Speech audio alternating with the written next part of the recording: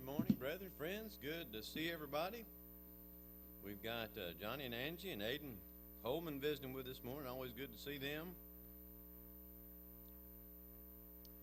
Also, we've got a bunch of families gone. And you know, of all the families that are at the beach right now, and I know who they are, not one of them gave me an invite. I don't understand that.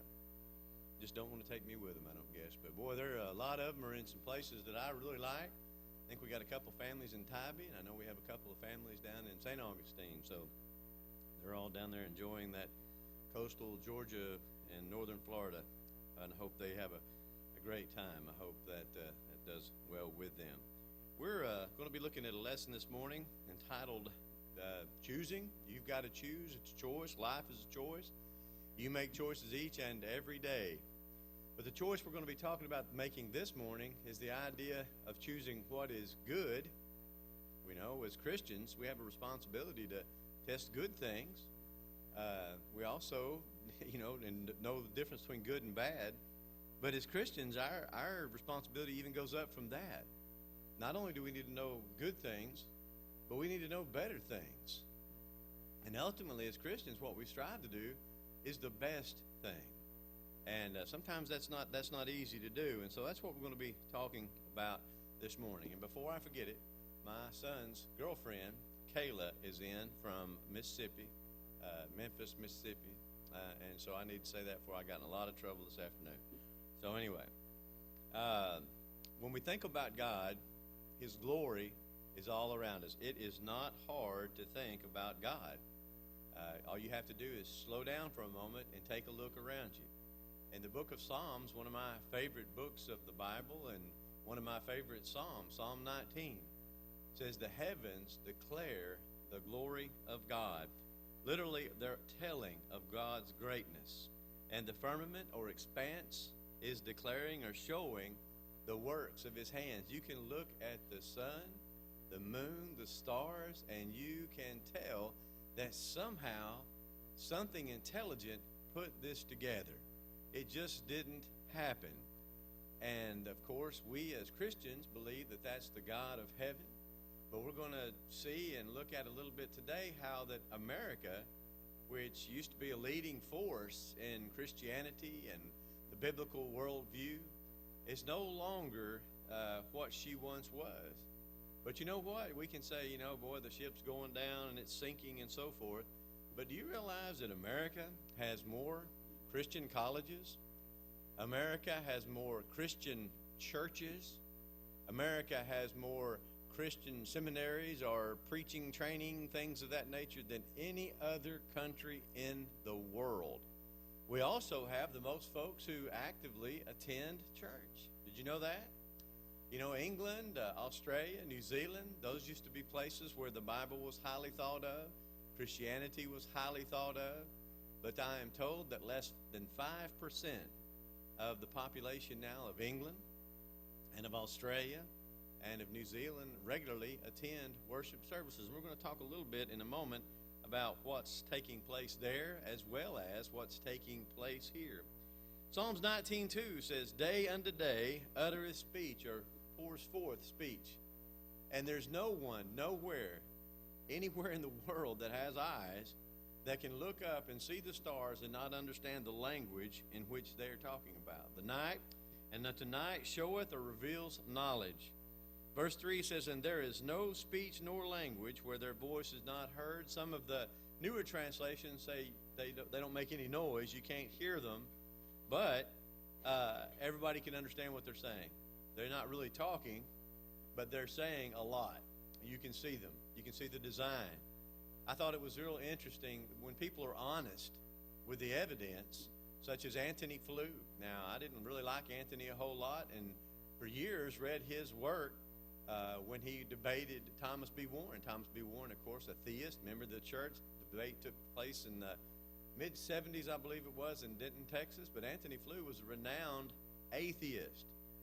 But he changed to an agnostic, and then again changed again to believing in some type of power, or God, if you will. Even his book said, he had written a book originally says, there is no God. And the new book that he published 40 years later had no marked out and above had is. There is a God. And you know what drove him to that conclusion? Wasn't revelation, wasn't God, wasn't the Bible.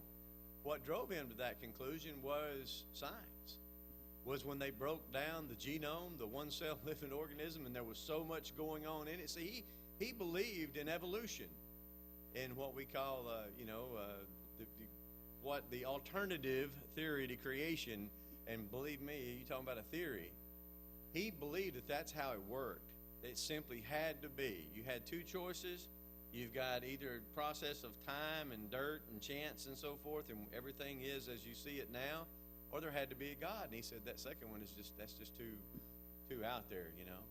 Well, when this one-cell amoeba was broke down and they looked at it and saw how multiple and how complex it was, and then the code that's in DNA and how that it's a language and that you can break it down and you can read it to see if somebody's got blue eyes, how tall they're going to be, and so forth, he said that was it. That's in it. That code is in it. And so he was honest enough to say, you just can't come up with that. You just can't create that. There is Janie Troxel. Good to see you, Janie. We are glad that you're here.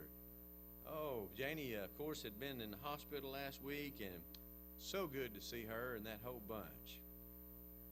Another passage that comes to mind, Romans chapter 1. Starts off rough in verse 18. Paul is going to start talking about the Gentiles, and he gives them down the road. Says, for the wrath of God is revealed from heaven against all ungodliness and unrighteousness of men who hold the unrighteousness and suppress the truth, the English Standard Version says. It says in verse 19, for what can be known about God is plain to them. He's saying, here the Gentiles are. They have an understanding.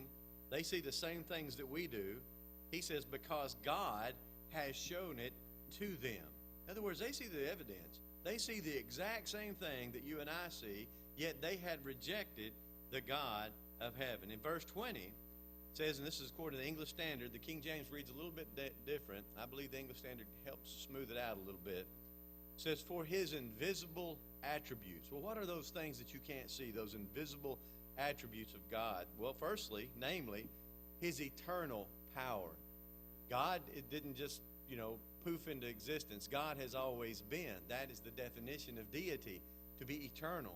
Has no starting point, has no stopping point. That's what God is. That's the Father, the Son, the Holy Spirit. They didn't begin anywhere. They don't end anywhere. His eternal power, and notice, his divine nature. It says, and it says, have been clearly perceived. The Greek there is katharo, literally to see with your eyes. You can see this. God has left this evidence. And I wish we'd got a little bit more rain the last week or so. I know we got buku a couple weeks ago, but I'm afraid we're not going to have those beautiful colors that we get a lot of times. But this year, because it's so dry right now. But, when you see that, the clock's ticking. God's at work. The seasons are here. The thing that he's set forth in motion, it's like a clock. Sometimes, the time's a little bit different. I can't remember the last time it was 90 degrees on my wife's birthday, which was yesterday. But, it is heading towards fall. And sure enough, you look next Monday week, I think the high's going to be like 71 or something, supposedly. So, but you can tell. I know at our house, the sun is setting farther south now, coming up further south now. We get it less time, getting darker earlier and so forth. These are things that you perceive, I perceive, and we know that God created them that way. He created them for signs, so you'd know when to plant, when you'd know when to harvest and so forth. But the atheist, he sees that and says, no, that's just, it all blew up. Here we are. Boy, ain't it great? And that's why they don't have any problem with saying, hey, if you want to kill your baby, that's your deal. It's a choice. You go ahead. Hey, listen, you want to live an alternate lifestyle, that's your business. We ain't going to have to say anything about that. That's why you can just make it up as you go, because they say all of this is just a big accident anyway, and we just kind of decide what we want to do in this life, and we'll vote it in, or we live in a society that we like, or we'll move to another society where they're doing some things we like. Well, no, the Bible says these things are clearly perceived. Since the creation of the world in the things that have been made. You can look at nature, and you can tell that there's a God in heaven. Paul says it's clearly seen. Not only that, it says, so they are without excuse. Now, this word without excuse is a pretty cool word. In 1 Peter chapter 3 at verse 15, the Bible says, be ready to give an answer. That the word there is apologia, and that's where we get our word apology. But usually when we think of the word apology, we think of somebody saying, hey, I'm sorry about that. But that's not what that word originally meant, and it's not what it technically means today. It means that you give a defense for. Be ready to explain to people why you believe the things that you believe. Well, here in Romans 1:20, this word is anapologia. And it's against, it's the negative particles in the front. So it's totally the opposite of giving an apology. In other words, these people have no defense. They will not be able to stand on the day of judgment and say, well, Lord, man, you just didn't make it where it was obvious. I couldn't see it. It was so hard to find you. No, Paul says in Acts 17 that God is not far from any of us if haply we look after him. In other words, look for him. You're going to have to take some effort on your part to do a little bit of examination. You see, God didn't put us in a world where he overwhelms us, where we're afraid to do anything. We reach for that cookie when we're 6, and God strikes our hand with, lightning, so we won't do that. No, God has put us in an environment where we can exercise our free will. He doesn't force us to do anything. Now, we have to obey the laws of nature. I'm subject to gravity just like you are. That's something that God has put in motion and we're subject to, but we have free will to choose how we behave in this life. It's easy to think about God. The results of his labor, they're all around us, but unfortunately, because we're human, we can get distracted. Anybody here ever get distracted? Oh my. I was listening to a radio program. I think I've already shared this with you, but I'll share it again because it's really had an impact on me. Makes me stop and think. It was talking about how many people have been injured walking down the street, talking, or texting on their, or just looking at their cell phones. And you think about how many people tell the ambulance driver or whatever, hey, I got hit by a truck. I was looking at my phone, Well, if they're dead, they can't say anything. And think about how many people's like, I just had an accident. We're not going to say anything. But the statistics have shot through the roof of people who are answering honestly, saying, I was distracted. I was talking on my phone, even talking on your phone. And the guy, the PhD guy from Boston who was being interviewed, he said, we only do one thing at a time well. And I mean, brethren, I know that's not profound, but it was to me because I'm one of those fellas who, by the time I leave my chair in the living room to go to the kitchen or whatever room it was to get something, when I get there, I can't really remember why I went in there because I have thought about, did I feed the dog or the lights on outside? I've had all these things going through my mind, and it's totally taking me off of what I was trying to do. Most of you here can probably say that's what happens to our bulletin from time to time, and yes, you'd be right. I'm trying to do the bulletin while I'm reading this, and I'm trying to talk on the phone, and you get distracted, and the next thing you know, well, there you have it, the same sentence copied twice or something. That's just how we work. It's better if we can not be so distracted, but we're curious about many things. Man, this starts out when you're young. There's so many things out there that you can get involved with, and so much that you can dedicate your life, your time to. Fields of expertise where you can study bugs of the brain, human brain, or you can dedicate your life to it and you will never plummet the depths of that particular field. And so when you open that field up to music, you open it up to media, you open it up to just schoolwork, things of that nature, and you can become so distracted. And so many things to do, and no doubt about it. We have a physical side, and it is a heavy pull on us. We have to take care of it. Now, that's a good thing. We know what's hot, and we know what's cold. We want to stay out of those things. But aren't we thankful for certain things like hunger pains? Be honest with you, I don't get those very often. I do a good job of maintaining my eating, But if we didn't have hunger pains, there's some people who just flat starve to death. They would just forget to eat. And so you have hunger pains. Aren't you glad that your body has pain so that when you're about to touch something that's really hot, you start feeling it's warm, and you're like, whoa, wait a minute, man, that's hot. Or you learn things. That's how we learn things. And it's amazing as we're learning all this stuff with this physical tent that we live in temporarily, that it changes with age. I've known some people who were hot all their life. They get older, and guess what? They become cold-natured. We just change. They're more susceptible to cold. They don't like to be in cold. What happened with all the, what do they call them, snow bunnies or whatever from up north? What happens come winter? Well, they all move south. Why? It's warm down there. Cold bothers them now. And so as we're struggling with this physical side that demands to be taken care of, wants to have comfort, we also have this spiritual side. And that's why, I think it's important and something that I have neglected.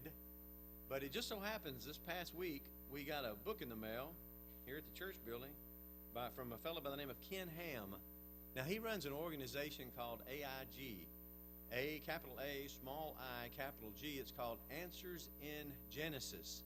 And I love the work that they have done. And we got this book in the mail, and I just sat down and I opened up in the office in there, and I read it from cover to cover in one sitting. It's just well done. It's well done. But and I know what he's talking about. I love apologetics. I've studied apologetics a great deal. But it did remind me that I haven't preached on it much lately. And that we spent so much time, poor old Madison and Macy and Tyler and they got so overwhelmed by this. I'd imagine 5 or 6 years ago, that's all me and Robbie Hughes basically talked about was apologetics and reason and revelation and so forth with the guys at Apologetics Press. And because it's so important to know those things, but after a while, you can beat something to death, and so you need to kind of be balanced. But I got to thinking, I never really spent that much time with the adults in these kind of resources that are out there. Because let me explain something that's happened to you. And I appreciate how Mr. Ham put it in his book, and the similarities are scary. In Acts chapter 2, you have the beginning of the church, and it starts with the Jews, of course. And who are Jews? Well, they are people who have known God for at least 2,000 years at that point, if you will. You had Abraham being charged. I kind of keep this little timeline in my head. 2,000 years before Christ, you got Abraham. 1,500 years before Christ, you got Moses. And about 1,000 years before Christ, you've got David.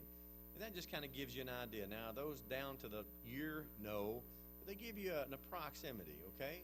So for 2,000 years before Christ, you had the Jews who were God's own people. God had chose them. He had sent them prophets. He had worked with them in a very special way. And so it took them a long time, but they pretty much came to the idea that there's one God, and He is in heaven, and that the law of Moses was the law. They had the Torah, they had the Nevi'im, the writings of the prophets, and they had the writings of Psalms and so forth. So they had the Old Testament, and they would study that, and they were familiar with who the God of heaven was. And for the most part, they knew what was right and wrong when it came to morality. Now, Jesus comes on the scene in Matthew chapter 5 with the Sermon on the Mount, and he has to go and dig a whole lot of stuff that they have got wrong and try to say, look, you've been teaching this, but you're missing some greater aspects of that, such as the Jews would tell you, look, it's wrong to commit adultery. But they'd say it's okay to look at the menu now, But Jesus said, no, adultery begins in the heart. It's wrong for a man to look on a woman to lust after her. So he would dig in deeper and show them where they were emphasizing one part of Scripture, not to the other. And so this Mr. Ham, he draws, and it's not a very hard comparison to draw. Most of us, I would say who are at least 50, maybe even 40 and above, have grown up in an America that's very much like the culture of Acts chapter 2. We know who the God of heaven is. We know who David is, Goliath. We know the history of the Old Testament.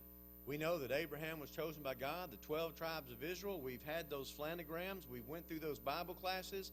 We know that to rape somebody's wrong, to kill somebody's wrong. We know the 10 Commandments. We know that we're familiar with the moral aspect, who God is, the divinity of God, God's Son, the Holy Spirit. We have got a real good understanding of how all that works together. And so when we go out in our area, and I still think that the Southeast is in real good shape compared to the rest of America. Yes, it's because we live in the Bible Belt. And yes, it's because we have been taught for the most part from children that there is a God in heaven. And so Peter jumps right in. And he says, this is that which is spoken of by the prophet Joel. He starts with the Old Testament, and he lets those Jews know that you have, by wicked hands, have taken and crucified the Son of God. And what do? Well, he's quoted from Psalm 16. He's quoted from Psalms 110. He has quoted from Joel. They say, he's telling us the truth. We have crucified. Men and brethren, what shall we do? They were pricked in their hearts because they knew the God of heaven. They knew the Scriptures, and they knew that Peter was right. And those that believed, now you had a whole lot that would just forget the evidence. They didn't care what the Psalms said. A lot of them were Sadducees. They didn't even believe in the Old Testament nor the afterlife. They were just being religious because that was the thing to do in Jerusalem.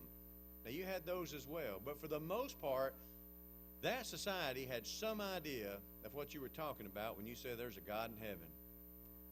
However, in Acts chapter 17, what does Paul, as he's sitting there waiting, he looks at everybody around him, and the whole nation is given over to what?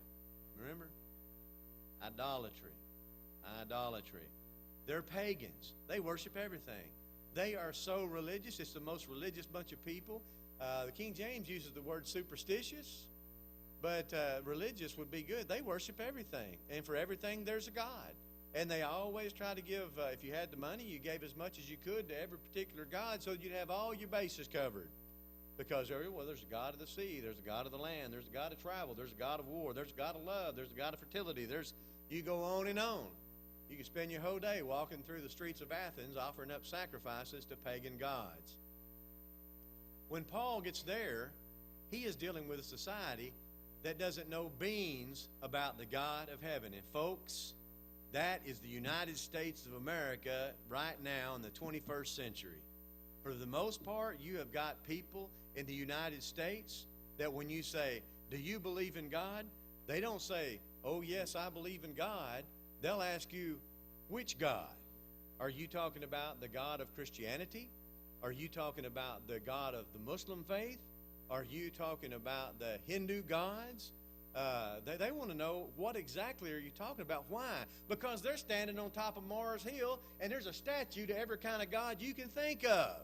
That's where we are today. And then, when Paul says here, you've got a statue to the unknown God, let me declare him unto you. And he uses that as a tool to show them the God in heaven. And do you remember the response that he gets at Mars Hill? Most of them scoff at him. But what is this babbler saying? Oh, he's talking about some new God and some afterlife, like resurrection from the dead. Do you believe that? But some believed. But did he get the kind of reception that Peter got in Jerusalem? Absolutely no way. A few believed. And one of the things that Mr. Ham brings out is the fact that in America today, now maybe not so much here in South Pittsburgh, God bless us, but in America in general, we're living in an Act 17 culture, and we're moving that way real fast. And what has happened? Well, what has happened is, years ago, even in my lifetime, the Bible started to be whittled away at. And you know where folks started whittling away at it? Genesis chapter 1 through Genesis chapter 11. It's the most attacked part of the Bible. And as a high schooler, I can remember sitting in class and listening to my biology teacher, which, by the way, I did very poorly in. You had to study in that class, and I just hadn't got around to that kind of behavior yet. But I did know this. I mean, I wasn't the sharpest tool in the shed, and I could have really cared less. I know it's a terrible thing to say, and don't you young people do like I did. I didn't care what he had to say.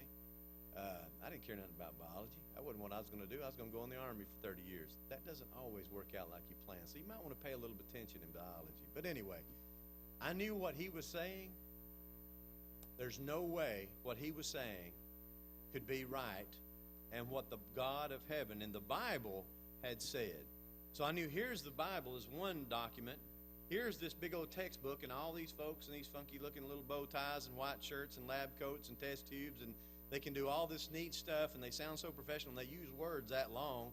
And so what was I to do? I had no idea what apologetics was. I had no idea that there were things out there that you could argue, that you could see, that would help you. I didn't know that. So I just kind of said, I remember just not even trying to think about it because I knew what the implications were. That if they were right, then the Bible was wrong, and if the Bible was right, then they were wrong, but I had no way of proving that. Well, even in sometimes our own language, we'll say, the Bible story, or in the Bible, we have the story of David and Goliath. Now, when people think of the word story today, what do they think of? Most of the time, they think of a fairy tale, fiction, some type of novel. It's a story about here's a story about a man named Jed. Remember that? A poor mountaineer where he kept his family fed, and one day he was shooting at some food, and you know the rest, right? Well, there's a story. Is it true? Well, it's not true at all. Buddy Ebsen was a good actor, but that wasn't true. So a lot of times people will take the idea of a story, and they'll say, well, it's fiction. And see what happens, even though the Latin word for story comes from the original word for story is historia, which is Latin. It means history. And so when we say story, maybe we need to change our way that we use that word, or at least explain it so that our young people realize these are just not made-up stories, as Peter would say. We're not following some cunningly devised fable. This is holy men of God spake as they were moved by the Holy Spirit. We have the Bible. It's inspired of God. And so that's one of the reasons that we have to be careful and start teaching our young people that the Bible is the Word of God at a very young age, because there was a couple hundred years ago a fellow by the name of Francis Bacon, and he was a real smart fella. If you take philosophy, you'll have to read him. But what he said when it came to the Bible, and he was religious, he would say, when it comes to matters of morality, stick with the Bible. Man, that is where you need to be. You'll be a better person. There's virtue in the Scriptures. But he'd say, as far as history, as far as science, things of that nature, not so much. Not so much. And so when people hear preachers preach, and they say, well, that's the Word of God, and he's preaching out of the Bible, but in the Bible, the book says about the big fish, swallowing that fellow, what's his name, Jonah, something like that. In the Bible, the one that talks about everybody had the same language, and all of a sudden God said, nope, you got to spread out, so he changed everybody's language. Isn't the Bible the one that says the whole wide world was covered with the flood? Isn't the Bible the one that says man and woman were created in the image of God, one man, created from the dust of the ground, and out of his side came a woman? Isn't it that book of, filled with all those stories? And so they think like that, and so they say, well, we don't have, that's not true. That's not right. And as people get older, young people get older, they think, well, the Bible's not right about origins. And we're trying to tell them that the Bible is the inspired Word of God, that every word is theonistos, is God-breathed, and yet the first 11 chapters aren't right. Well, how can I trust the rest of it? And you see, I believe that's where a lot of people come to at the end of the day. And they're like, well, we're not really sure that this is all there is. And as a result of that, Christians have bought into a false world view. What do I mean by that? Do you realize that most people who call them Christians in the United States today would say that homosexual marriage is okay? Do you realize that? Most people who say Jesus died on the cross, was resurrected, went to heaven, and is coming back one day for you and I, they would say that homosexual marriage is all right in the eyes of God, that it's okay. Folks, there is no way that can be true if you believe anything about the Bible. Genesis 19, Sodom and Gomorrah. Leviticus 18, it's wrong for a man to lie with a man. 1 Corinthians chapter 6, Romans chapter 1, where we just read, all condemn homosexuality in all the dispensations that have ever been on earth. Yet what has happened? Our foundation has been eroded away, and now Christians will say, well, that just might be right. That just might, folks, if we cannot trust the Bible when it comes to origins, I concur, we cannot trust it anywhere. And that's why we need to arm not only our young people, but we need to arm ourselves, us old folks as well. First 11 chapters talk about the origin of man, they talk about the origin of earth, they talk about night and day, the stars, they talk about languages, the family. You see, and Mr. Ham, he makes a good argument in here, too, about when he's talking with someone about homosexuality, because they get mad and say, you're judging me. And he says, no, what you don't understand is me and you just have a difference of opinion. We have a difference of understanding when it comes to origins and the Bible. So he says, I believe that the God of heaven created man. And as a result of that, he created him a helpmeet. And you see, God chose a woman to be with the man and not another man. And so what I'm doing is staying consistent with the God's worldview, that you had one man, one woman together forever, and as that happened, you had culture, society, the family, the fabric of the society. And, try to take some of the heat off people thinking, well, you just don't like me. Also, the Noahic flood. It's kind of interesting that when he begins this book, he's actually going out to a whale graveyard in Australia in the middle of a desert. Well, now, folks, how do you explain hundreds of whale fossils out in the middle of the desert? Well, I'll tell you how you explain it. You explain it the same way. You find all those seashells over in a field I used to go around in when I was 12 years old over in Rossville, Georgia. Well, what is that? It's a worldwide Noahic flood, which, by the way, biologists, atheists, so forth, they say that never happened. But it explains so much. These million, billion, 2 zillion-year-old rocks they find, folks, they're not so. Not so. The Earth is actually very young, especially compared to what folks are saying today. And we have the tools and the way to teach people that, and I think we need to stress it more. If we're not careful, we can get consumed and distracted, as I've spent way more time on that today than I wanted to. So I tell you what, we'll save the rest of this for next week. But I did want to very quickly look at, because I've still got a minute or two, I wanted to take a look at Luke chapter 10, which is the story of Mary and Martha, because we can get distracted. Remember, we've got to choose what's good, what's best, and what's better. Now, what we're going to look at is an occasion here. This is Luke 10, verse 38 and following. It says, it come to pass as they went, that he entered into a certain village, and a certain woman named Martha received him into her house. And she had a sister called Mary. Now, you immediately know who we're talking about. Martha and Mary, heroes, if you will, of women in the New Testament. We love them. And notice they both sit at Jesus' feet, and they hear his word. Verse 40, it says, but Martha was cumbered. The New American Standard says she was distracted. The word there, perispao, means to draw away, to be driven around mentally. You ever feel that way? You ever feel like when you can't concentrate on one thing because you're being driven around mentally? Well, that is what is happening to her. And what is she cumbered about? Well, with about much serving. She's trying to take care of the Lord, and then that's an important thing, isn't it? That is an important thing. It's a good thing that she's doing. She is being a diakonia, which is the word for a servant, and she is trying her best to do what's right. And notice the indictment, though, that she puts on Jesus. She says, Lord, dost thou not care? Don't you care about me, Lord? Don't you care how hard I am here working? That's a formal charge, if you will. Lord, look how hard I'm in here working, and my sister, she's left me alone. She continues to leave me alone. You tell her to come help me. I need some help. And so tell her to come help me. Well, what is she doing? She's doing something good, isn't she? Of course she is. She's trying to make a meal. She's trying to be hospitable. You know, one of the qualifications of an elder, and that he's given to hospitality. That's an important thing in culture. And that's exactly what she's trying to do. Not she's trying to be an elder. She's just trying to be hospitable. She is trying to show hospitality. It was a service that needed to be done. People need to eat. She was not sinning. It's not a bad thing that she was doing. She thought what she was doing was the most important. Don't we all? Don't we all? Whatever I'm involved in, man, it's so important. And I know you got some things going on too, but hey, what I've got going on is real important.